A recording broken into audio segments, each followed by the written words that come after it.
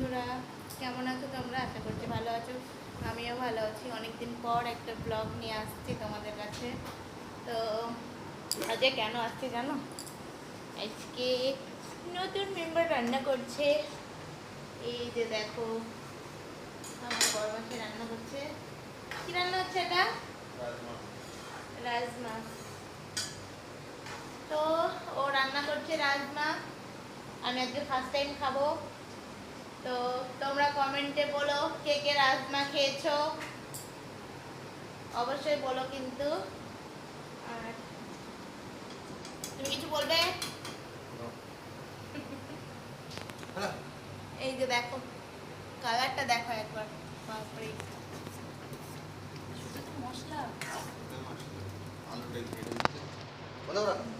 তো ঠিক আছে, টাটা।